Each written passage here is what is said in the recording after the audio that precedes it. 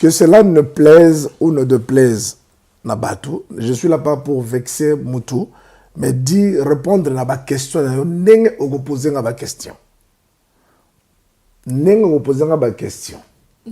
Que cela n'est ne plaise ou ne déplaise. Vous allez comprendre. Voilà. Voilà.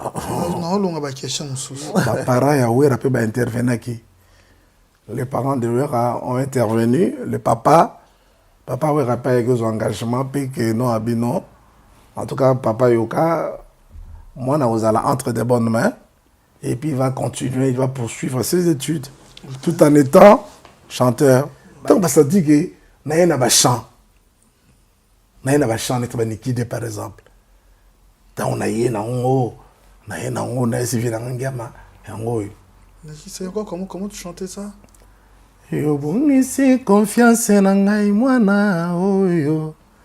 Tongo etaneli ngai nebele ya makambo. Na tomboli libo na ngai, je jure la fidélité. Et je m'assermente à Wanazoroba, quelle la vérité? Je jure de dire la fidélité, rien que la vérité. Oyebi, Vientone, Atalega, Lenda Chua. Yana, Oyo, un plan, Fungana Ekota. Grand frère, Nalingaki, Bingi, Mvienanga, Yakinanga. Oui, j'ai participé dans l'album Moulolo. Hein? J'ai participé. Nanden, je partais na yemba kinzembo na pe ya mulolo igima. Na yemba kinzembo mulolo igima. Bon na olingaka na porter moi rectificatif moko. Normalement l'ingénieur devrait commencer. Pourquoi son refus de participer à l'album Mulolo? Pourquoi son refus de participer à chanter dans cet album? Pourquoi il a refusé? L'ingénieur a refusé, il y avait un souci. Nakamo ndenge yo ignoré jibe. Omoni motindo okomi kosalanga. Nakosuka wapi na bapasi ya mo. Tindo oyo akuye iye akumali. Ah Marie ye la fille au bois noir. Wana ngana mukulu. Na vangantaba tozuboka. Nayemba mulolo ndenge riko ka yemba. Donc Marie-Paul est venu bien après Iyo na Wenge. Marie-Paul est pas un jeune. Na Wenge ayesima. Ngata na koti Marie-Paul agida ke voyage ya qui ne bouger. Ngana kende na voyage.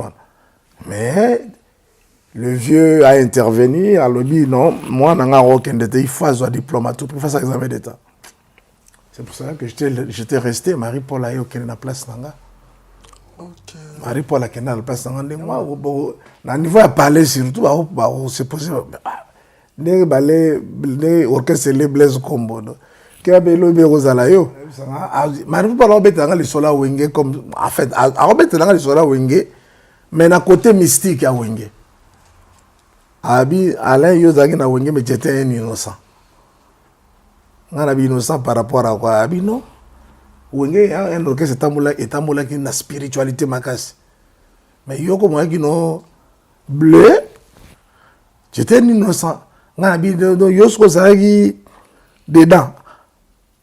Abi nga grand dedans. On se comprend. À un certain moment, na koma qui est un peu incontournable. Parce que quand on a eu, imaginez que dans seul mission Wenge à ça le voyage a refoulé mais à moins de 7 jours dans une poteau sous la contre orchestre parce que baby qui ba au l'album on la voix d'Mpelaïs à la télé c'est pas possible. C'était l'album Kalaï Bungi. Il y a un premier orchestre tout banalisant ma campagne. Bah jeune mon bah se permettre de lui parler dans ma campagne parce que ma campagne est réservée à un politique, ma membre du comité central, ma membre du bureau politique. Mais Wenge au capitaine de boum au signé de parler dans les campagnes. Il y a bolide yo mo pe mona muke. Ngana fanda betaka à âge nin à 22 ans. Benz 5 pendant 5 pendant zo bibabou. Père bon pendant beta so ba père ba français 3 na fonction publique. Atanga na service ko na moye. Abi, mais bano babonga na 6 heures, abi, mais je regrette pourquoi j'ai étudié. Donc, on dirait que père a regretté pourquoi il a étudié. Donc, à mon niveau, hier, le français, trop, licence en économie, mais, on a bien sec. À comprendre. Donc, Maripola va de quitter Wenge, Aïba cassette. Aïba cassette. Akina na banzembo na akina ba baby ala na kati. Banzembo susu. Banzembo yoka ko kamwa nite dinao. Kolenga nite Clara. Vous offrir bien plus qu'un flat hôtel et faire connaître la nouvelle expérience, Orideso Commercial Kinshasa à travers l'Afrique centrale écrit une nouvelle page de notre histoire. Un service de rénovation sans équivalent, conjuguant dans une même dynamique plusieurs offres d'exception. Flat Hotel avec 2 chambres de luxe, supérieures et exclusives, répondant aux normes internationales, Orideso est un palace iconique. Restaurant au menu exceptionnel, muni-salle de conférence qui dévance les attentes d'une clientèle toujours exigeante. Boutique d'habillement au tempo et à la mode.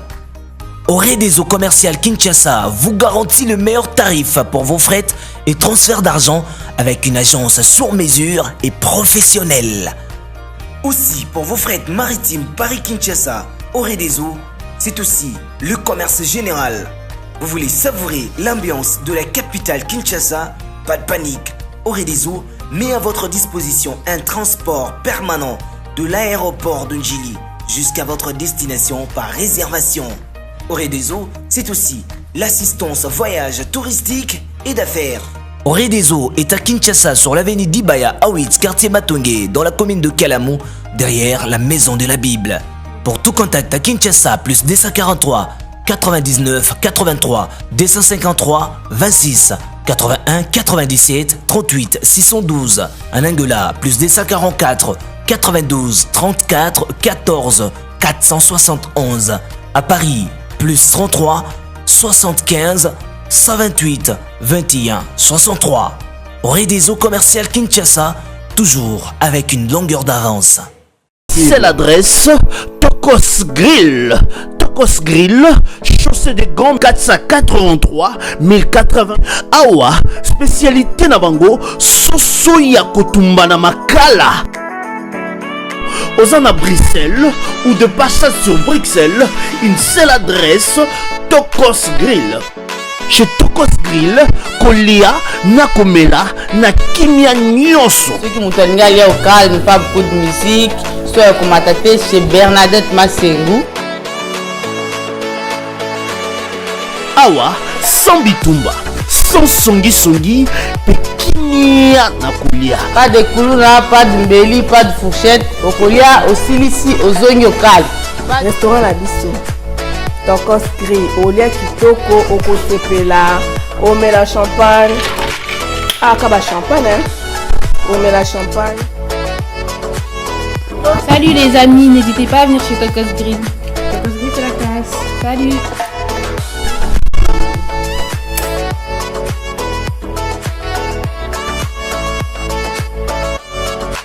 Celui qui n'aime pas la vie ne la mérite pas. Salut à toutes et à tous, bienvenue sur le plateau de B1 Télévision. Si vous nous rejoignez pour une toute première fois, dites-vous que vous avez fait un très bon choix. Cette émission, c'est un vrai moment d'information, c'est un moment de divertissement. Nous sommes là pour rendre intéressant ce qui est important, pas important ce qui est intéressant. Nous avons le réel plaisir de recevoir cet artiste qui a fait rêver, qui continue toujours de faire rêver. Il a eu plusieurs surnoms parce qu'il a ramené le gouvernement, la politique administrative dans l'orchestre et dans la musique congolaise. Vous l'avez surnommé Tchakulinda, vous l'avez surnommé Afandé, vous l'avez surnommé chef de gouvernement. C'est l'invité de ce soir, de son vrai nom, on l'appelle Alain Pella. Mais comment pourrais-je commencer cette émission sans pour autant vous rassurer qu'il réalise cette émission? Je l'ai surnommé l'homme selon mon cœur, on l'appelle Simpson Esseli. Droite nanga nekaba Fossette, gauche nangai Rihanna Domingos, Maman Kilian, mon assistante Caprice Kilo quoi, de management, Trésor Youé, le chef des rédactions.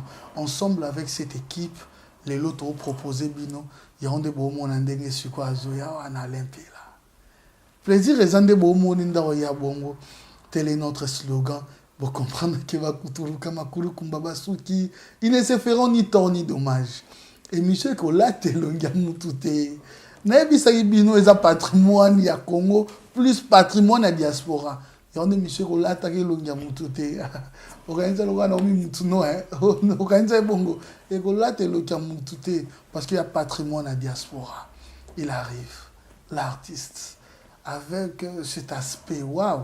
Tant dans mon araboy, ils ont rassuré que l'élo makamwa bien kozala. Système à jardin de Toba qui ne se feront ni tort ni dommage. Tozawana toujours. Cette émission de la Loba, les gens pour retracer biographie. Mais tous ont ma grande ligne. Et ici, on ne parle pas de la vie privée. Si tu as un problème, il y a yo, s'il y a un yo. Il ne faut jamais appeler ado pour des histoires qui sont privées. Non, il y a un beauté. L'image d'ado n'est pas conflictuelle avec un artiste X ou Y. Je suis là pour promouvoir l'excellence. Ne pense même pas un jour que vie privée, moi, cause à l'étaler dans l'émission. Non, cherchez d'autres places. Parce que patrimoine à diaspora, oyo, qui ne dépend pas des gens et qu'on babongoté pour l'intérêt ou les sentiments des autres. Non, nous sommes là pour les artistes. Soza y chanteuse, oui. Soza danseuse, oui. Musicien, oui. Soza na cadre wanate to solo langote. L'invité de ce soir, il a décidé. Et Batouba Olanda Bisson, c'est mon bâtiment enfin. Vous à l'aise. Nakende naba kombo nini parce que na bandana nini pour na koma na Alain parce que awa il faut tozala na Chakulenda Mochwa Ouais. il faut toya na chef du gouvernement Ouais. il faut toya bah c'est mon comment pas empereur hein? Suzerain maximum. Voilà. Toya na suzerain. Après, toya ensuite, ça se qu'on a Alain Mais bon, on a eu jusqu'à 4. Je pense jusqu'à 4, mais il y a 12. 4, on a sikoyo. Il y a une période battant. Plusieurs surnoms. Mais il y a battant oyo. Il y a Mochwa. Battant oyo, il y a chef du gouvernement. Battant oyo, il y a suzerain. Na battant, il y a Alain Pela. Donc il y a 4. Très bien. Pour te retracer. Répartition est bien. Il est de coutume dans cette émission.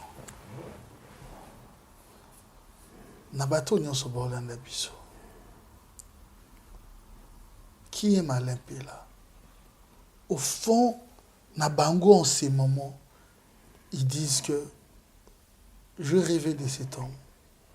Si je fais ça, c'est parce que je vis Alain Pela faire. Et je pense que lelo ko solo to solo la na yo lelo. Okoki ko zongi sa bango li sous confiance. Na ba o ba comprendre guité, ba ko comprendre au moins en réalité pour dire enfin que la personne qu'on regarde to ko espérer pas naï. Question soit ça dépend de jurer ou de promettre qu'on a la sincère. Parce que ici, Mamboto Lobela, il y a Alain Pela dans Wenge Musica. Dans l'ensemble, donc ça dit Wenge Nyonso. En regardant cette caméra, soit tu peux jurer, tout comme on peut promettre qu'on a la sincère. Merci à Doyoué. Merci de l'invitation parce que ça fait un bon moment que tout le cas qui est tout ça l'émission. Peut-être peut-être la dernière personne ou je ne sais pas où il n'a qu'à clan où tu n'as pas mis la main sur lui. Et voilà maintenant que au Zwingaï, on a éclaircir certaines choses en ce qui concerne notre grand orchestre Wenge Musique et puis carrière nanga au sein de ce groupe-là. Avant toute émission comme lobby, il faut que ça la serment et vérité. Écoute, Ado, moi j'ai totalisé 50 années. Un homme de 50 ans doit prendre à dire la vérité. Et bien sûr que il y a parfois les vérités qui sont blessantes. Mais c'est mieux que les gens connaissent la vérité. Parce que ce qui est la vérité, et qu'on élucider, puis qu'on aider c'est comprendre l'histoire n'engezale. On a clan abiso yambi bateau, tu as reçu beaucoup des artistes baleki. On a tapé cette version de Fenaye à expliquer où n'engezale qui. Au nom de la vérité, je viens expliquer qu'on réponde à la question autour d'anga. Et on répondre à partir de 1986, en novembre, parce que moi j'ai intégré le groupe Wenge en 86. Donc, à partir de la question, à partir des années 86, c'est-à-dire fin 86, début 87, si la séparation Wenge, on a répondre à la question surtout. Voilà. Donc, il y a l'isèrement que cela ne plaise ou ne déplaise. Je suis là pas pour vexer Moutou, mais répondre à la question. N'eng poser la question. N'eng poser la question. Qu'est-ce que cela n'est? Ne plaise ou ne déplaise. Vous comprenez? Voilà. Voilà. Non, on a question. Tu as question. Tu as question. Tout signé, donc à te plaire, mon tout, tant que c'est la vérité. Jésus-Christ, c'est la vérité. Voilà.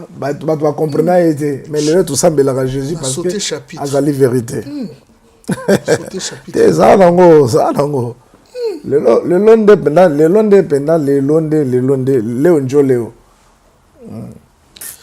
Est-ce que tu as originalité et identité par cette belle voix?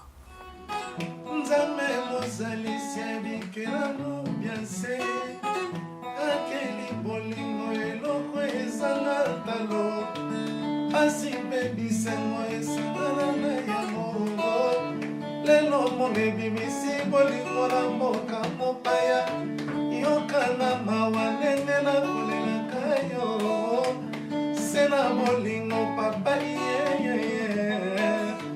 Sena bolingo papa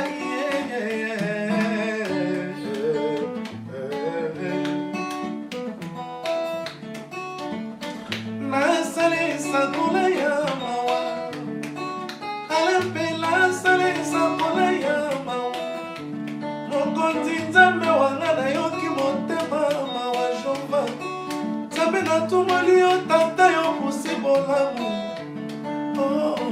Yawe oleki bonene Suzerain maximum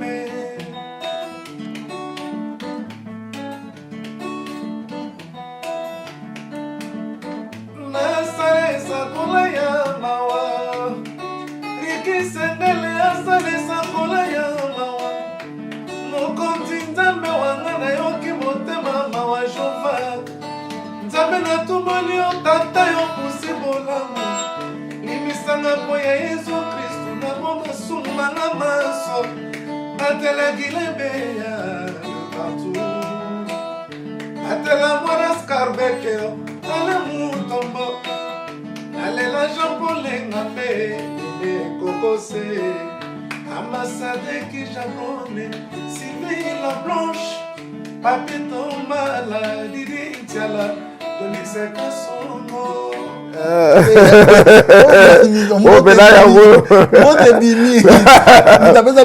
Mutapesa ba jeune goût ya ozana libumwe sana valeur. Ya ona linga mamba libumwe ya solo wala.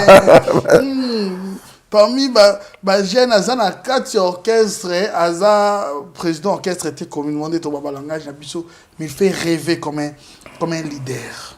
Parce que je pense bien qu'aux années 100 et le futur éprouva qui Bisso Yango. Mais est-ce que au la Bisso en long et en large, comment est-ce que tu es arrivé à Wenge Music à 4x4 comment est-ce que tu as intégré le groupe Wenge Music? Oui, Ado, merci. J'ai beaucoup répondu à cette question. J'ai intégré, en fait, la première rencontre. Ngiama de la Forêt, na Inga, na Kouaya Bandal Inga, c'était chez ma tante, pour des vagues. Et voilà, en train de chanter à l'extérieur, Libanda a clôture en jouant aux dames. C'est comme ça que Wera, Ayoki, chante, tout ça. À Poussani, Ayoki, un jeune homme en train de jouer comme ta dame, Azo Yemba. C'est comme ça qu'il s'est intéressé de moi. Et puis, à Sengayenga, qui nous accompagné dans siège. Il y a Wenge. Et tant que na Ndibaboma. Donc, na kota ki d'abord, nanda kwa wera. Nanda kwa ya Papa Kifaya. Papa Kifaya, paix à son âme. Et puis, Bayamba Kinga, très bien. Et voilà, Batunyo surtout Nebi, Bandioka Wera, Bashiro, Pichu Kifaya. Tout le monde, Gisèle, Mabou, Seralis, paix à son âme, paix à Koufa. Alors, c'est une famille qui m'a accueilli. Et après, juste quelques jours après, de Wengezui siège. Et ils ont siège. Et puis après, au lieu de Zonga, à la maison, chez moi, je n'étais plus rentré. Papa Tinda, Etinda. Mais na Zonga, les sous-étés, d'autant na Kutana Wera, na siège, na pas na Ndibaboma. Botika la ngai donc libela na Zonga pe sunda kote na bilamba na ndako na tika biloko tu na tika na kendaka ndengwana. Na siège et c'est là le début de ma carrière. Vous avez été mineur à l'époque? Oui, je n'avais que 17 ans. Mais c'était avec tes parents. Et les Kendéni, c'est-à-dire trop le droit. Moi, on a bungi, communiqué les Kendéni dans la voie du Zaïre à l'époque où on a Non. On a un enfant très ouvert et puis qui est très éveillé. Et tant que ma papa a constaté que depuis Batinda Inga Nanda Zongate, donc, comme la Kenaki Bandal, il savait que, en tout cas, sûrement, dans le côté de la tante. Dans le côté de la tante. Et c'est comme ça que Batévagare, autant la tante Philomène, Batalier, tout ça, la tante Philomène, est-ce qu'on a bien vu, non? En tout cas, Alain n'est pas loin d'ici. Il est quelque part, venu Moka, Soki Ndibaboma, n'a orchestre Moko, tout ça. Papa, il n'a pas orchestre. Le vieux Ayaki. Tant que je suis allé dans Ndibaboma, je suis siège dans Fandi Boé, je vais répéter na taka boufia koti na mer. Vina mer ba koti wana et le rôle bien na tikalika boy do ba kainga sikope na do en fragla donc mais yo to tindagi yo kendagi et tinda mais pourquoi tu n'es plus rentré à la maison? Après ambassadeur qui Jabron aye na administrateur à Wenge bangonyo surtout ba yoana ba yeko solo na vieux pour la revue c'est que tala to kutana na jeune garçon yo boye to sepe na mais tellement on ne sait pas localiser constituer place adresse na alors en tout cas pour des raisons ya nini to garder bon je sais que c'est pas bien to foot mais to lingi atika na biso awa parce qu'il a des talents, il a des talents vraiment inouïs. Papa a dit, moi, je ne vous connais pas, mais moi, et c'est comme ça que les parents ont intervenu. Les parents de Wera ont intervenu, le papa n'a pas eu des engagements, puis que non, non. En tout cas, papa Yoka, moi, nous allons entre de bonnes mains. Et puis il va continuer, il va poursuivre ses études, tout en étant chanteur. Baya na yepe bazali pe ba étudiant, ba tout en apé, ba ISC, ba souvent na université. Donc à cause de à l'école missionnaire. C'est comme ça que papa a eu confiance, a dit bon, papa m'a posé encore la question, tu veux rester? Moi, j'ai dit non, je reste. Voilà, c'est le début de la carrière. Papa dit bon, tika la main, nalingi, autant classe au diplôme, d'ailleurs. Voilà, c'est comme ça que j'ai commencé ma carrière dans Katawenge. Et pour les frais scolaires, comment ça s'est passé? Non, pour les frais scolaires, normalement, ils allaient. Parce que Wenge, Balobagi n'a pas parlé que Bango va charge la classe Nangaï. Wenge, assez que je sache, Wenge, Babagi va Minerval Nanga en charge. Et c'est comme ça que Wenge a qui Minerval Nanga en charge. Voilà. Wenge a Minerval Nanga en charge et puis Kombi à Wenge et que Tikanga qui Jabron ambassadeur que Tikanga na école avec ça. C'est ça. Ok. Voilà. Et structure au Koutaki Ondeni. Structure ngata on a koti ta on a ye Wenge na Koutaki collège d'administrateur.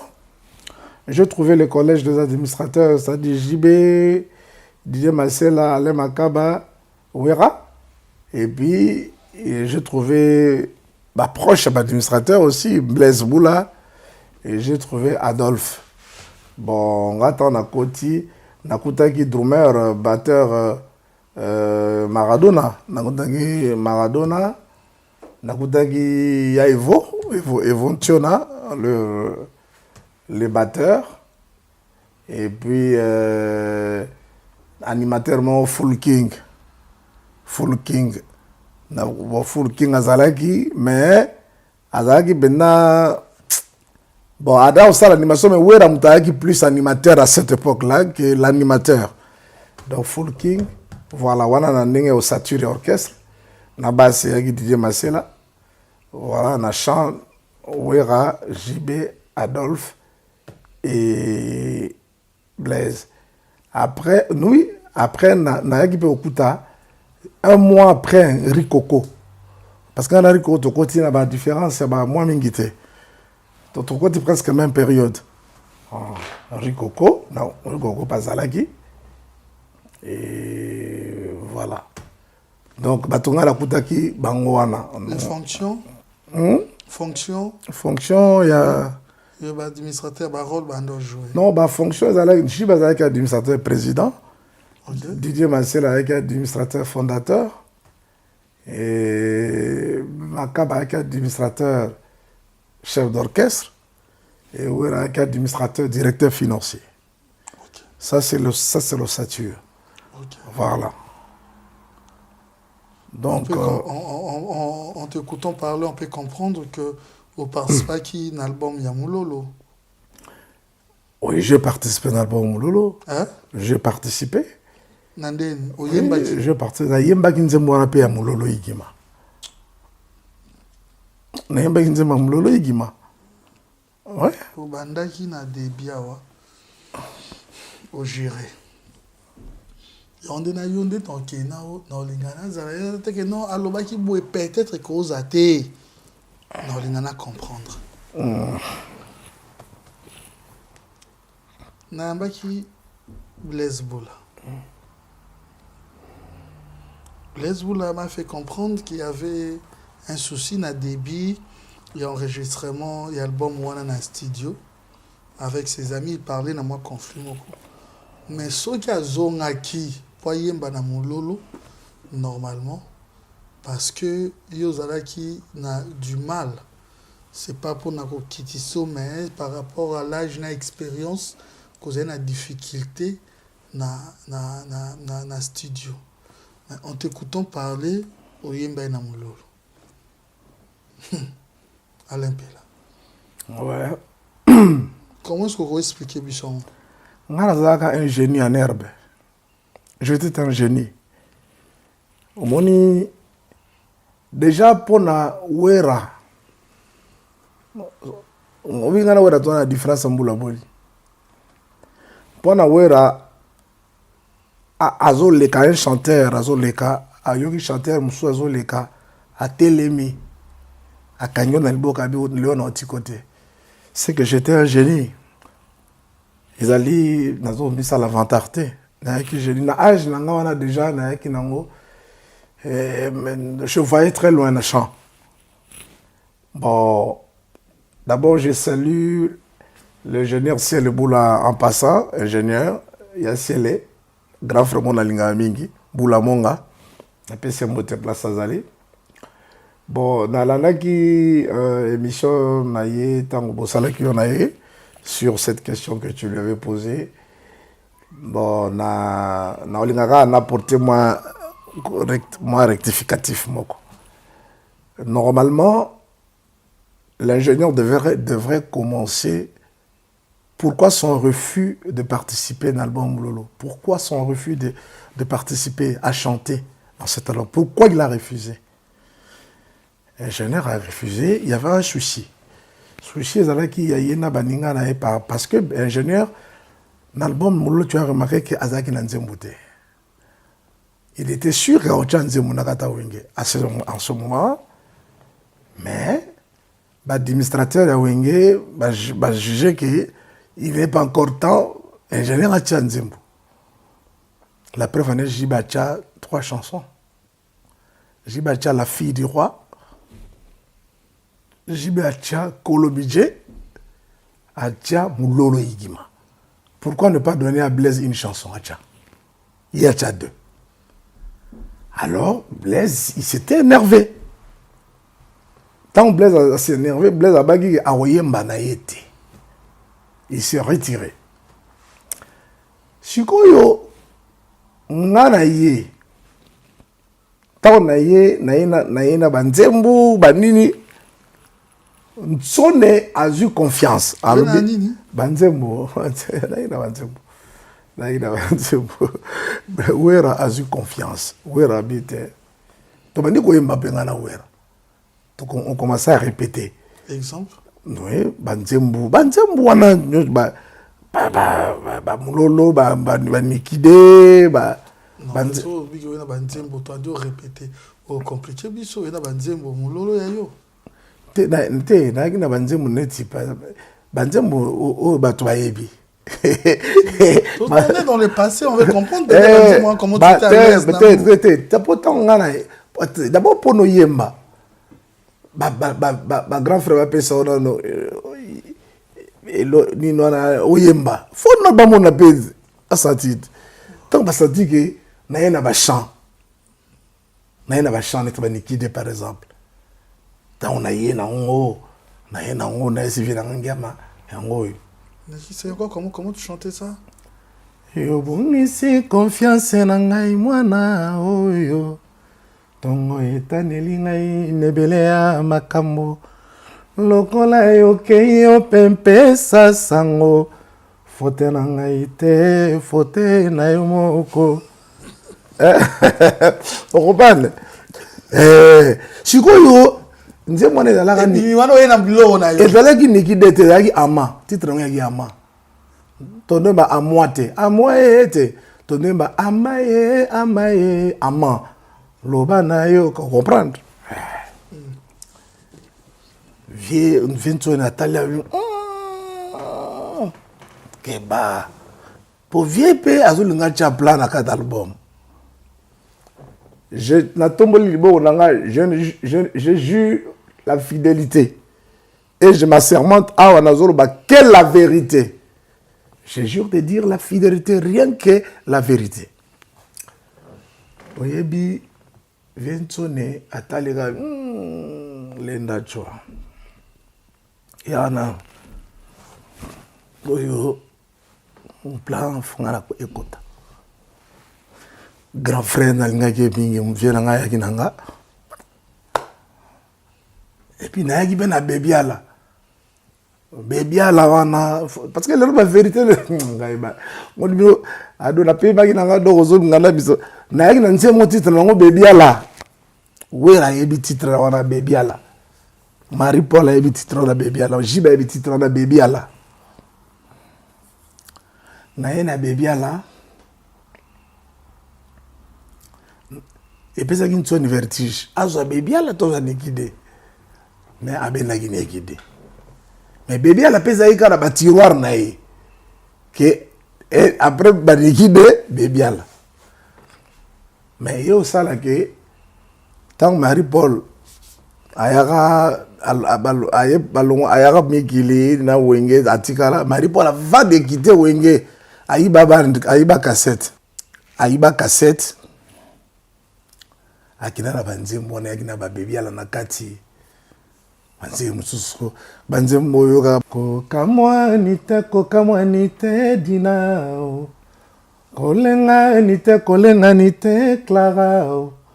Soki lelo nga nakomi boye fote na ngai te me bato ya mokili ye kaoze na nga me bato ya mokili ye mitema mabe ebeti liso ebimisaka mai ya miso na motema nyonso ebombanaki ekobima o yango napesi raison na bakulutu baloba na mokili moto malamu azali te fidélité napesaki nzoka ya sens unique. Donc wana nde de Paul azwi baplan azwi CD cassette aleki nango akenda nango siko na voyage oyo akini ebouge ntango aya longwe na voyage akini ebouge atikali na mikili nde omoni album na ye yakmayangaka nzambe wana banzembo wana nde bima okompa. Donc nga na ya mpena na babiloko eya mpena babiloko eya mpena. Donc biloko yako ngabina na ya na biloko nga na ya teke kaka bo tete nga na yebina na biloko. Donc mbiaka mpena na kata du mouvement blague te.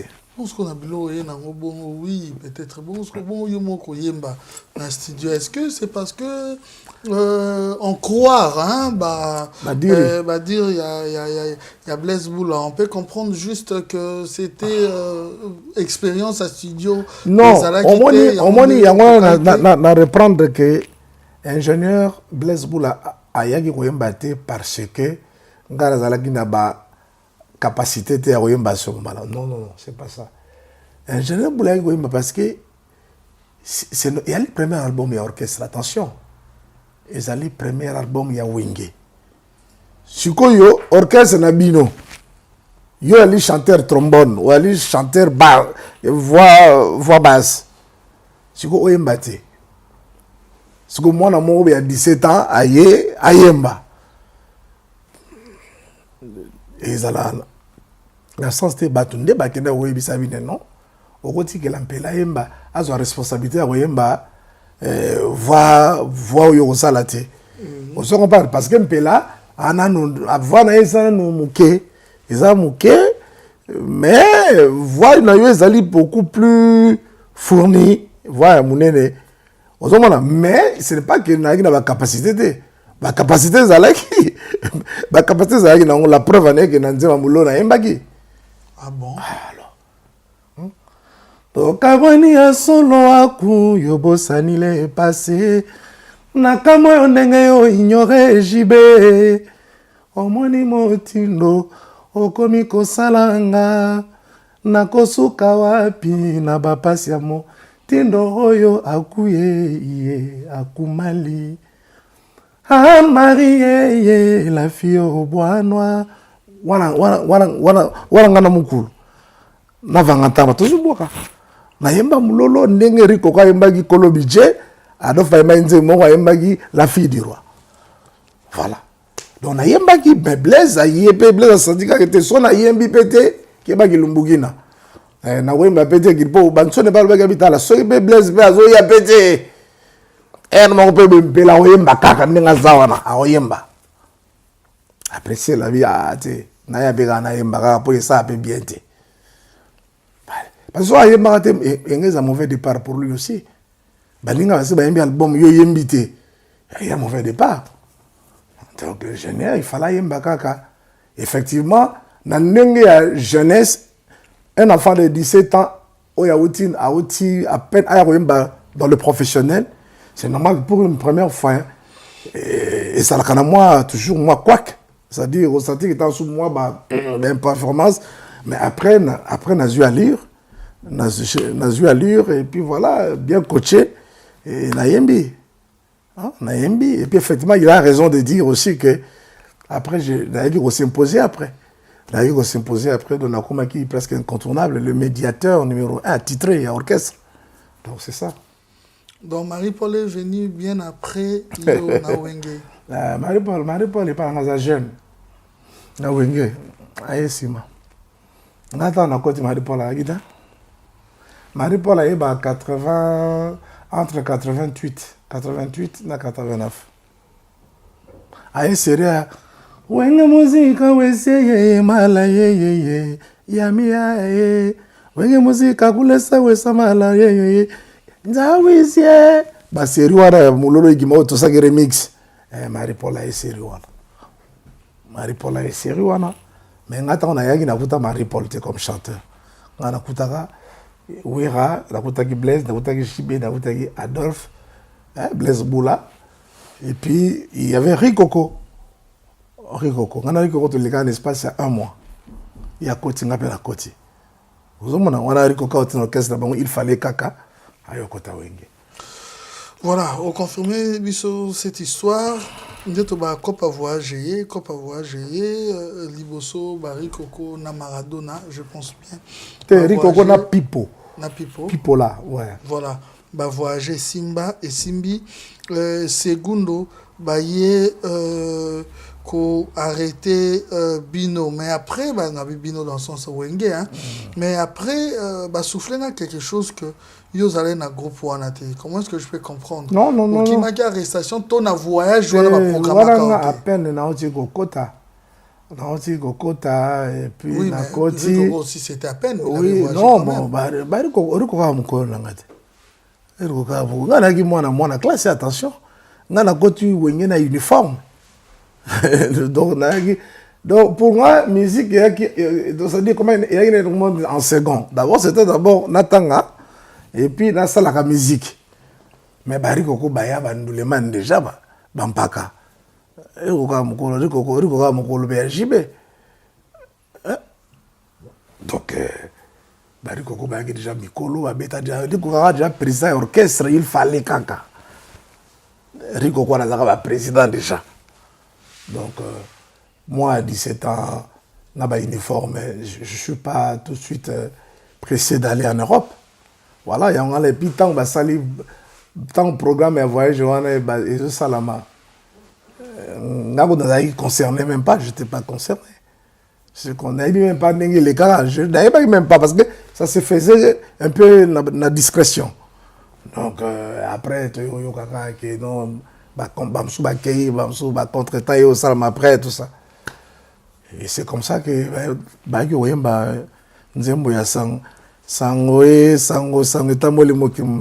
après l'arrestation, dans le niveau à parquet général, c'est ça. On a qui va concerner tes envois joindre. Comment est-ce que tu combinais les études dans musique? Ouais, on a côté où on est la 4e, la 4e des humanités. Donc on a côté où on est la 4e, j'ai pas ça la paix examen d'état. Bah on a Adolphe, bah ça paix examen d'état. Donc on a passé 5e, bah j'ai diplôme. Donc j'ai combiné les deux parce que dans un engagement devant mes parents qu'il faut nasser sa classe à tout prix. Donc attends dans yemba mais bah, études des allées qui vraiment quelque chose de prioritaire.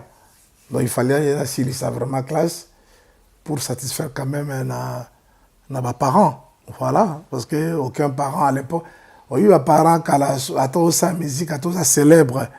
Mais parce que mon oncle est l'autre, parents il faut la qualité intellectuelle, l'intelligence, ça antique.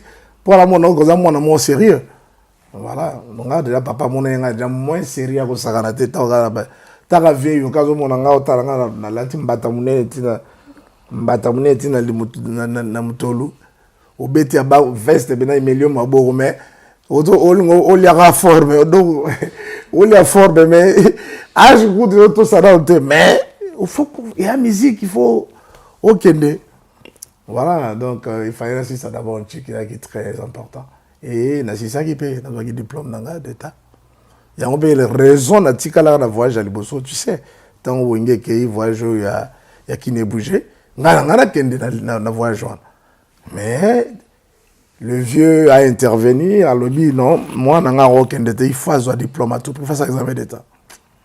C'est pour ça que j'étais resté, Marie-Paul a eu la place. Marie-Paul a eu la place. Parce que bon, il faut à tout prix dans l'examen d'État. Wenge pezoken, l'examen d'État na wenge, on a voyagé à Poto. Papa l'a dit pas question à Poto. Tu restes. Natikali. On a eu diplôme d'État. Voilà, c'est ça. C'est un peu ça. Les mambo mususu na comprendre nazo mais à chaque fois Bobby sera toujours makambo moko il y a Sika. Est-ce que vous pouvez nous parler de la mort de Blaise Kombo? Non, Blaise Kombo qui un membre actif, il y a orchestre, qui est guitariste rythmique. On Kotaki ou pas? Non, Blaise a Kotayenga. Blaise a Kotayenga. Blaise a Kotayenga. Mais pourquoi sa mort, il y avait plusieurs versions et quand c'est peu doute dans l'orchestre rebelle? Pourquoi? Non, mais c'est normal. Blaise est dans un Koufi. Il y a un moment où Wenga a commis comata. Les gens ont raconté n'importe quoi. Mais nous avons un témoin où il y a Blaise. Blaise, c'est une histoire de famille. C'était pas Wenge. Il y a une histoire de famille.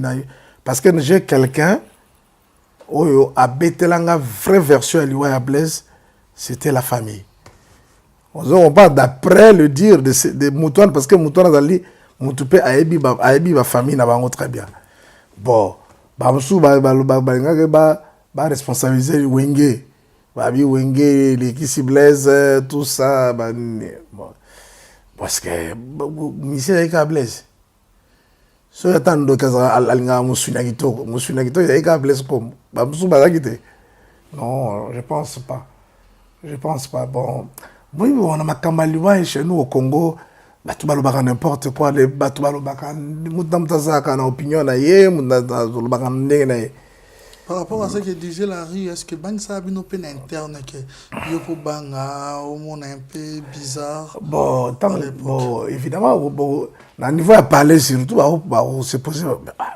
Les balais, les orchestres, les Blaise Kombo. Qui a bello Berozalayo. Mais, bon, biso toi qui va tout tamla Nzambe, toi qui va ange de Dieu, tu n'as pas kota wingi wana donc. Na bonzambe na ngana mutema na ngana gelou pembe et voilà hein? Parce que naeba mokomo na kutanga na Marie-Paul na to ay ngana burompela to kutana na film na Paris na France na mo Marie-Paul a vu ça Marie-Paul a obété dans le sola wenge comme en fait a obété dans le sola wenge mais na côté mystique à wenge abi Alain Yozaki na wenge mais j'étais un innocent.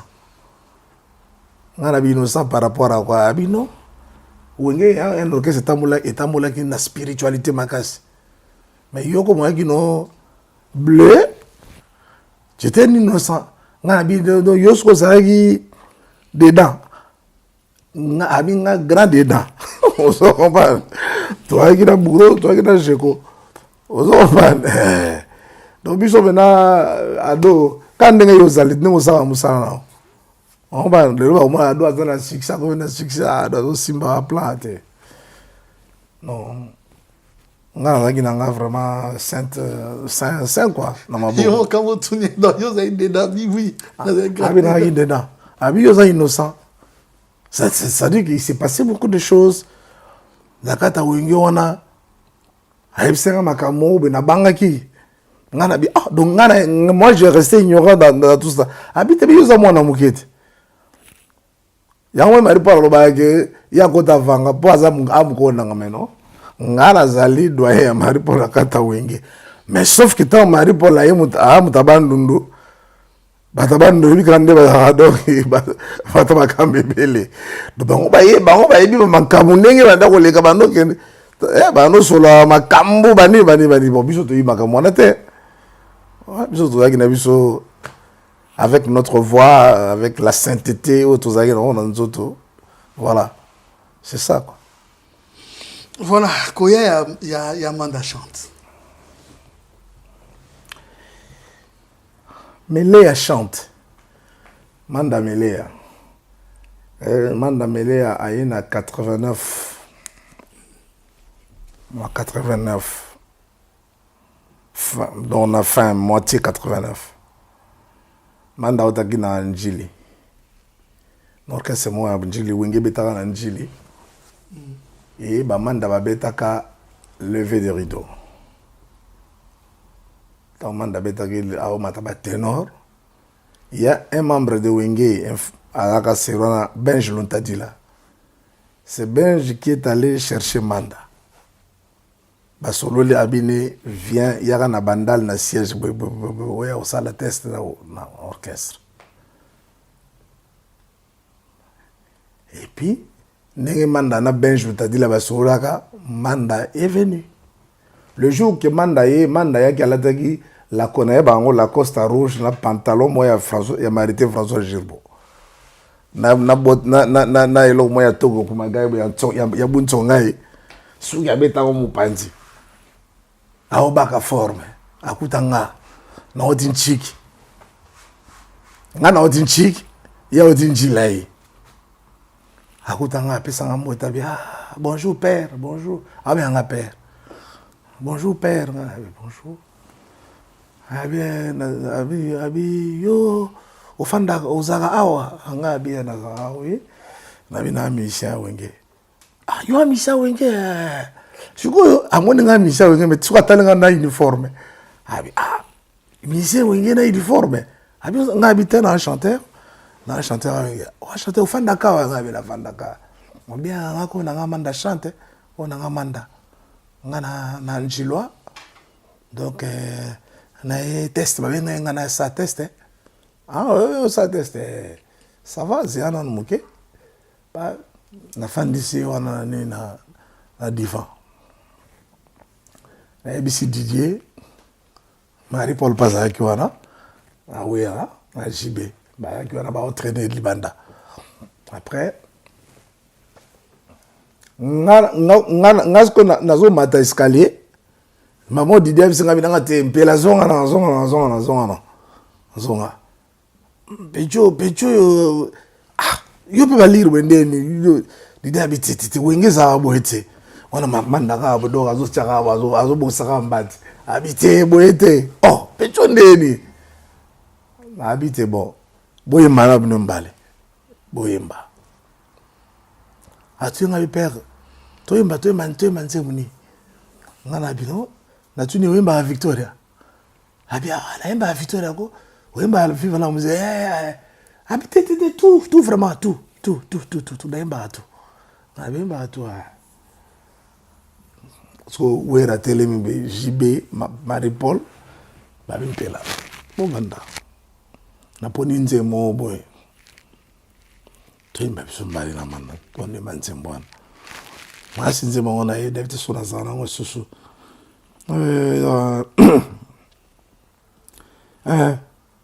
soki olingi ye moto ndima monyokoli ya bolingo na ye wo nasala nini po yo ndimanga na memanga mbo solo na bebi ye eloko nyonso osengaka nga napesaka yo likambo isi wo pardon corona koa na maladi ya bolingo oyo napesa na yo siko ngaso na chele pardon corona koa na kolinga yo kaka ngaso na betile na betesko biloka evala siko to kolanga na Manda chante ya kindoki to tanto boaki wera faninye po wera ki damuta Victoria linga kesi jibe balinga kesi Marie Paul be buta kesi siko tema to kolaki na Manda obi ke Didier siko Didier mo etende abi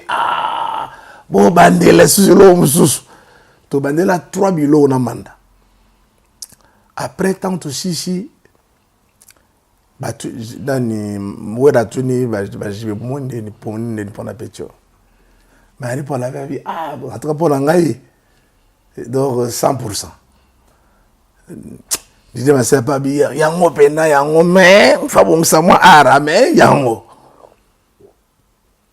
jibe pandimi wera pe kutu fan andimi après ngala matina ngala donc na mati sikoyo na kei na ke na changer na okita sikoyo manda talinga we manda bi pe nous agra chanter abi langa wa agra chanter abi amena ndima iteke abi no ngo kanga abi na moto bana na bo ngana futo kanga ma bisombale to kanga bisombale costume ma bisombale ngana bite promesse ate après manda ko ngoya répétition tanga ya siège sera un siège à lukangai parce que ngana tu as presque toi parce que ngana manda toi âge mo à lukanga lui to yemba na biso tout ça on chantait très bien et puis to nanenge to aye to yeko tikala la voyage ya qui ne bougeait to tikala na manda chante wenge kei et puis zonge kuti biso après to ki na voyage à Kalaï Bungi.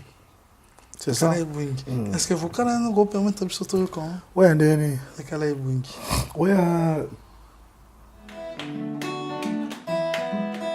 ekufalanga aneno ekukuga kelinga wijikisaga bebi dade mpoko kawijikisaga bebi mwanyowe adore you revenez à moi ugaji gwajikiu mumagesa kulesa ndebwe umawe ngwaji kuwena yo yo yo umawe ngwaji ya wili bea yo papa bonengo kalexe. Non, et ça a tellement plaisir parce que les années toloba na bande on sunde loba que vocal mais ça na valeur et l'équipe Nzembo. L'équipe Nzembo mobimba parce que etika lo mona que lo même ba beto remix nango ba vocal a bongo ba kolongo lango jamais impossible comme tu l'as dit. Mais est-ce que si tu intervenais parce que parcours on a Wenge déjà à l'époque tout comme avant même Bokabwana, tu intervenais presque dans toutes les chansons. Est-ce par ton expérience, ta belle voix, ou aussi c'était le choix des administrateurs na bango parce que aux agina bango n'y sont bien. Ça joue aussi d'être bien les choix qu'administrateur a préféré quand même Nzembone pour to yembi to parce que ta voix est qui indispensable. En tout cas, Adoyou avant de répondre à la question, d'abord on peut ça mbote na manager Papi Jonkumu, on peut s'emboter na de Cosmokoko, on peut s'emboter na le patron Ricky Sengele, on peut s'emboter na Joe Biden, mon ami personnel Eugène Mbwaki, on peut s'emboter na Tonton Medar Mamona Bazali kuna Bazali Bazolanda Biso. Ngai à un certain moment n'a comme qui un peu incontournable parce que quand on a eu imaginez que na seul mission Wenge au à ça la voyage à refouler mais à moins de 7 jours dans un poteau à compte orchestre parce que baby qui baosa l'album on la voix d'Mpelaïs à la télé c'est pas possible c'était l'album Kalaï Bungi au que j'ai été refoulé j'ai expliqué la première fois explique ça qu'il a en aéroport à Zaventem dans son gars on avait donné l'Italie à Calzatour paix à son âme dans l'état de Calzatour, on a un avion. Manda chante, zoka mwanga, bien, master, bozonga, et ça, rien. Tu es l'aura bilamba. On se compare. Nazonga, mais, l'administrateur, tali, maintenant, babi. Mochoa. Neti, wera, era, nzemu na Kalaï Bungi. Ya wande mte kumba disque. Bo Kalaï Bungi mte kumba disque. Siko ba vocal longa na nyatana wera bite. Vocal mte osaloga mpela imoko. Aïe, abdo, bango, tu vas y avoir administrateur habité. Puis là, il faut zonga. Pourquoi vous avez refoulé? N'a qui refoulé, et là, il faut tout le vieux kiss. N'a pas raté, mais il faut tout le vieux kiss secrétaire général Nabiso. Pourquoi n'a qui refoulé? Mais, passeport dans les alliés qui n'a surcharge. passeport n'a pas na surcharge moko. Donc il y a passeport moko un peu flou. Et en voilà il est là qui a un rayon X. Tant que les belge va catégorique bazong singa. Ba bina na matavion na zonga na kene ko bongisa passeport. Abi comme aux ali na kata liste ya wenge. Si tu repars à Kinshasa au Bongi, si tu as un bon passeport, au Baro, on peut savoir encore visa. Comment tu t'es senti en ce moment? Ado. Yo moni nord, o moni neige, maintenant boy. Si yo babino qui était au côté de Batinga Gana, au moins la zone neutre, wana na zone neutre, wana si on na pemanga mo bena bedo baninga baleka. Ah! Baninga baleka na vie mais non sandé. Qu'est-ce qui va prouver que la coma est Mikili? Quoi? Qu'est-ce qu'il va prouver? Bah, j'ai vu un mois là, moi, et d'ailleurs, un mois là. Bah, on a somba. On a shop, pour les aéroports, on a payé moi 3 t-shirts, moi, un chapeau, moi, nini. Moi, parfait, moi, mon les fils qui ont attends, les fils que 2 jours, mais va sentir que non. Non, sinon. D'accord, tant on a refoulé, bon, après, vendredi, on a zoomé, mercredi, vendredi, je suis rentré. Quand tu as fait un coup de Donna l'Italie à Calzatour. Il y a Donna Mahatro, grand frère de Jojo Openda. Et il y a un petit arrêt à ma vie. On a pourquoi. Dans un pays, tant dans un déjà un comité, il y a un Zilanga. Pour l'administrateur, il y a déjà. Naki n'a pas la vie Doma Kobo, vie Ewale. Je le salue, il y a Doma Kobo Ewale. La pêche au te place aux Ali. Et il y a Babominga n'a parlé. Babi Kobi Bate, ça va démarche, il faut d'ici 3 jours aux visa. Namelami nanga pas. Après 3 jours, 4 jours, dans mon gars, Major Ganga là, habite, on y va. Visa bimi. Visa nanga pena ya mobesu ba la tali visa bona ko la sa vient na mère na bi. Po mère akoma ki kao bera be anga e mo. Ba lokeli nga mona. Na laxi moderne na de talambata yango na ozonga ya 6 mois. Pa na je suis serre wana ba na mati mikili. Et puis voilà, na intervenir dans l'album Kala Ebougi. Ok. C'est comme ça. Kala Ebougi, juste après, parce que Obé tapé du solo et Amanda chante, on comprend que vous avez qui proche. Mais après, ma problème est Kobima.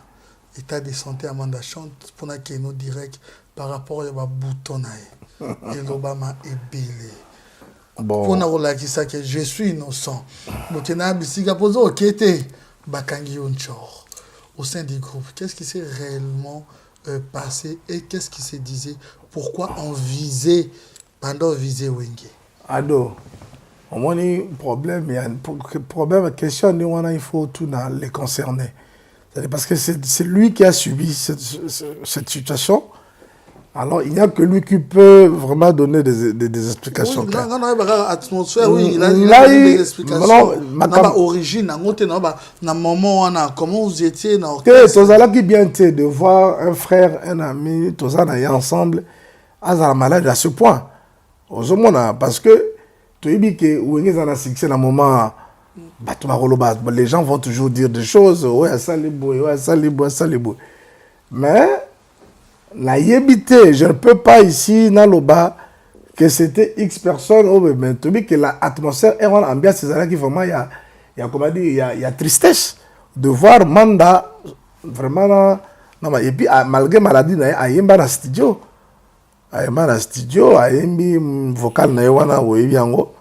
Donc ayemba yango et puis après après sur continuité. Donc tu étais proche de lui, tu l'avais abandonné et tu n'étais même pas dans l'hôpital. Non, quoi abandonné comment? Manda ba frère na ba grand frère na bazala na Paris. Tu comprends? Bango Mombile bazala na Paris, ba grand frère na.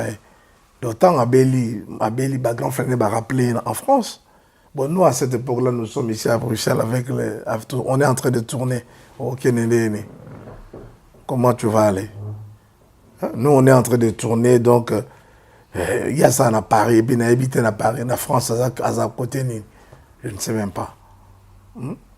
Et puis, il y a un pays dans ouais, donc, pendant que nous à Paris, on a fait un petit. Mais ils ont bien été que Manda, Nandenga, Zaïkwana, Belaki, c'était ça qui est bien été. Mais Dieu merci, nous avons aidé et qui a retrouvé santé, ça va. C'est ça. Original on a expliqué mon tuteur à ça. Non, pas viser les gens, mais je demande juste un orchestre dans mon moment. Vous étiez comment? Parce que il y a au Banderoso à Betelanga, qui n'a même pas église, parce que juste pour se laver, hein, et d'accepter que tu n'es pas X, tu n'es pas Y. Donc dans l'église, alors c'est pour ça que m'a dit pour la conférence que j'étais innocent. Un innocent, il va aller dans l'église comme ça. Au secours dans l'église, l'église ni. Ce que tu as dans l'église, c'est pas responsable peut-être. Mais on n'a pas invité à jamais dans l'église comme secours là. J'étais qui dans l'église? J'étais qui? Moi j'étais qui? Moi j'étais qu'un simple chanteur. Hein? Peut-être si code un mouvement, on dit que c'est on a évité, mais on a confirmé parce que nous avons pas preuve. Licence, en quelque sorte. Voilà. Je n'ai pas de preuve. Je n'ai pas d'eau. Sorry. Tu penses qu'il y a un monde de peut faire quitter ce mouvement? Non, mais Manda. Bon, tant que Manda Tikali, bon, avec tout ce qui se disait pour Naye, que Wengeri Salé Mabé, Manda, il avait du mal à réintégrer l'orchestre. Il avait vraiment du mal à réintégrer le groupe. Et puis voilà, et puis tant en France, bah proposé Nabari Koko Basala Wengel Paris. Il a été proposé Basala Wengel Paris, voilà. Ok, je comprends parfaitement. Quand c'est Titina quand on a intégré le groupe? Titina, quand on a intégré le groupe Tango, Lontomba Maradona a joué sanction. Maradona a joué sanction pour la. Maradona n'est un peu indiscipliné. Tu vois, il fallait pas qu'il ait déjà remplaçant. Titina a un orchestre IBG. Orchestre moi, il y a Basili Binda. Orchestre moi dans la bande pour la IBG. Après, Titina a intégré le groupe. Mais il a nouveau par rapport à moi, il a voyagé avant moi. Il a voyagé avant moi. Il y a quelqu'un qui a voyagé qui n'est bougé. Voyager au mari pour la remplacer qui? Il y a moi. Titina Kendaki. Mais c'est un ancien. Hein? C'est quand même un ancien. C'est un biaka, c'est un doyen. Voilà, Panda chante n'est plus. Il fallait quand même remplacer cette voix par rapport à Ndeto Moneaki. Et il y a Tutu Kaluji et Emilia à la porte. So, comment tu as moins histoire ou moins explication? Tutu Kaluji et Emilia. Oui. Tutu Kaluji et Emilia, deux chanteurs, ils ont tout presque le même jour, au même moment. Mais Emilia qui est légèrement un peu avant. Emilia a passé son test chez JB na résidence à JB en face de l'école Nyota. On attend au Percy Tumba et Emilia. Emilia a passé test na on a joué Mbaka et Bouingi. On a répété dans Mbaka et Bouingi. Tutu Kaluji P aye dans 16 heures aye au répété aye test dans siège azoemba tutu akutinga na siège wana akutinga na siège azoemba nzembo ya Douglas Ilumbe eba nzembo Douglas Ilumbe otemba Douglas Ilumbe nanga ozali tipe kitoko bato nyonso bakokumisa ata biju ya wolo na kingo na yo te yoyo nzembo tutu Kaluji na oyemba yango ata nzembo akotala ngo yango wana ba famille na yo balingaka te nga na yo tozala na bolingo o mama elikya na ngai nayebaka un jour etokobala na ngai na yo nga na oyoka tutu Kaluji na kiti na obona zembo wendeni na moni tutu Kaluji wana tutu orchestre Pergola bato orchestre na bomo yaki Pergola musique na mapasa ayembi a passé son test. Mais le problème avec Tutu, maintenant, il fallait que Tutu bacote Emile au même moment. Emile vient remplacer Manda Chante. Bon, Tutu vient remplacer qui? Pour la première fois, pour la première fois, Alain la fin du Anado, moi, vous tout dit. Deuxième léger au bout d'Avangantama, na lourd au bout d'Aciel et bout. Donc, place yate. Ndé, administrateur, jugé bon, batindaye. Na animation babinete yo na champ ezama mobulu kende na animation akino seconde Robert Nkokota nde Tutu Kaluji abandaki animation pe animation nzela na besimbeli gralo pemba osana te. C'était comme ça. Mais Ayaki comme chanteur, tout Ayaki Akota Wenge comme chanteur, mais il s'agit que vu que au sature les agues déjà complet, a sali animation. A sali animation puis Simbelier. Voilà le patron de Ndombola en Afrique, Tutu Kaluji, mon premier. Comment pouvons-nous définir les styles Wenge? Style Wenge. Wenge est un état d'esprit. Tu as héritage orchestre nini? Wenge est un héritage artistique de Victor Eleison. Ça dit tout ça que sert à un modèle na biso na chant na organisation artistique. Mais héritage de danse c'est Zaiko. Wenge a côté ça, Wenge a su mélanger deux orchestres. Na chant Wenge na chant Victor Eleison, mais na côté Seben, en tout cas, to beta gineti presque Zaiko. Voilà. Donc, pour émener à la pareil idéologique, il y a Wenge Musica. Pareil idéologique. Après, à un certain moment, papa Mbapa et tout ça, mais Wenge so ndenga Wenge bandaka e bandaka banda banjem nango tu Victor Eleison. On a ça c'est Victoria. Voilà. Mais Wenge ce qu'il y a aussi la différence que tant tu hérité ba Victor tu créer banzela na biso moko tu créer ce qu'on appelle le BCBG. L'artiste doit être beau, présentable. L'artiste doit avoir comment dire il faut un social moko décent, à vivre bien. Il y a un premier orchestre qui banaliser ma campagne. Jeune mo comment se permettre de lui parler dans ma campagne parce que ma campagne est réservée à un politique, ma membre du comité central, ma membre du bureau politique.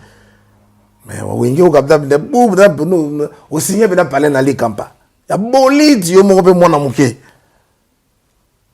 Wenge yo pe ça ce ko ba gora ba ligne. On se comprend. Tant que tu fais tu parler, maman n'a parlé villa bani. Au moins ma master master côté ngapi. En fait Wenge et si level mo qu'on a jeune. Ça dit tous les jeunes au Bazwali à 50 ans aujourd'hui, 45 ans, tout bazar on s'identifie à Wenge. Biso génération biso bariki sengele les jeunes mboa qui ba de Cosmokoko, biso surtout mais les autres disent aussi disent aussi que vous avez influencé la jeunesse aussi dans le mal, dans l'arrogance, dans l'impolitesse. Dans l'arrogance? Non, d'abord Wenge tout la question ba jeune qui tu peux être musicien, mais tu es intellectuel. La preuve, nous avons des ingénieurs au sein de ce groupe-là.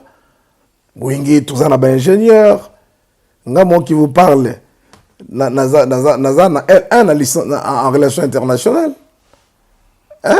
Didier Massel, G2, comment dire, non, L2, dans l'économie monétaire, dans Unikin. Alain Makaba, c'est la prouesse intellectuelle et Rosakanate. On acquise des langages faciles, des insanités. Comme quoi? Que c'est vous qui avez ramené un peu la bêtise, en fait. Voilà pourquoi je suis devant Yo. Tant grand-père Azolo, grand-père Boziboza dans son temps. Azoba, il y a Benz, Vundes, Seigneur, Vundes. T'as bakoma ba Vunda. Yo, tu vas te visa quoi ba Vunda. Biso sali bene logo menate. Ba viende ba bimisa bena makamyo surtout ba vie ono mona ba jina efonge ba vie bozi ba ngonde ba bêtise ya la musique lelo bêtise ya wengete ya ba vie wana ba bimisa ba vie na ba père na biso mais tant ba evunda ba petwa na beba kwa ba lito ya ba RTL ya ba vie na biso to landika bango. Alors les injures. Donc, injure. Non, injure, quelle injure? Injure, tu parles à quel moment tu as injuré? Quand on était ensemble ou quand nous nous sommes séparés? On a identifié Wenge. Non. Wenge, c'est un musicien ou une classe. Même dès que tu as la catégorie, il y a des artistes. Il y a des artistes qui ne sont pas. Au Basali na probité morale, les artistes qui sont intellectuellement posés, Bazali a un sens élevé à l'éducation, tout, Basali, il y a des artistes, en fait, on écoute la musique et on écoute dans un milieu différent. Vraiment, ça c'est vrai. Mais je crois que dans Wenge, dans l'ensemble, Wenge Zali, orchestre moko d'abord, les parents bandé ko yokanami, les parents Bazali, na comité à parents pour l'éducation à bana bango. On a papa ya Blaise, papa ya Makaba, papa Yoka, papa Kifaya, maman va Didier Masela, tout ça va rekutana. Ça la réunion pour évaluer balande bazo tambol. Biso to aki na sanité na mnogote. Oui, non. Oui, l'anda historique à Wenge n'avait pas des insanités. Parce que toi qui déjà sur le plan éducationnel, toi qui bien éduqué à partir de qu'on a vu sur la famille. Non. C'est ça qui a fait même la différence. Il y a Wenge dans l'orchestre, Moussoussou. Pour ça, il y a un orchestre, Moussoussou, Souka. Mais Wenge, c'est bon chic, bon genre. Il y a un moment qui Wenge, c'est le premier orchestre où il y a une élite congolaise, Bazoya. Toujours déplacé par l'élite. C'est-à-dire que Wenge, il y a une sur la machine, mais il ministre, Bazolonga Gombe, il peut passer le concert. Baolanda Wenge wana adoyi Wenge normalement ngai na respectaka Wenge pour Wenge za orchestre o esali biso surtout Wenge za li pena surtout bi patrimoine national ka pour administrateur Wenge va comprendre que orchestre est un patrimoine national mais Wenge za li un patrimoine national jour où Didier Masela on retourne les questions. Est-ce que Wenge est un patrimoine national ou pas? Il va t'expliquer. Wenge est un patrimoine national. Jeune ni ba poto pour Wenge. Ba déranger ma parents na banda pour Wenge parce que toi va se donner qui to yebo donc ado. Ngana fanda be taka à âge nin à 22 ans. Benz sec pena zo bibabou père bon pena be taso ba père ba français 3 na fonction publique atanga na service ko na moye abi me bano ba bonga na 6 heures abi mais je regrette pourquoi j'ai étudié on dirait que père a regretté pourquoi il a étudié donc à mon niveau kino hier le ba français trop ba licence en économie mais na bien sec à comprendre donc Wenge pesa pena goût que les musiciens pas à la socialement peut poser, musiciens à la respecter.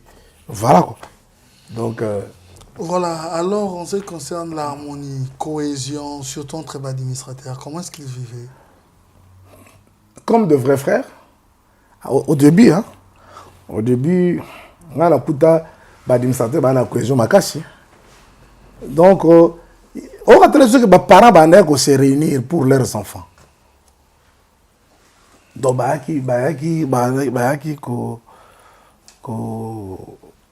trop ensemble. Partager ma cam.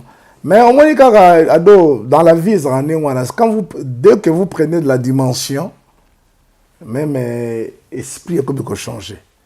Ça commence à changer. Mais quand la Wenge qui vraiment, c'était une famille. Une famille. Mais bon, c'est la vie. Vieux années, on a changé, c'est bon. Les choses changent. C'est comme ça. Les choses changent. Maintenant, on vit toujours en harmonie. Ils étaient bien en harmonie. Pourquoi l'animateur avait quitté le groupe Robert et Kokota? Non, le Robert était malade. Robert et Kokota était malade. Il avait un problème cérébral. Il a été opéré par le rayon laser.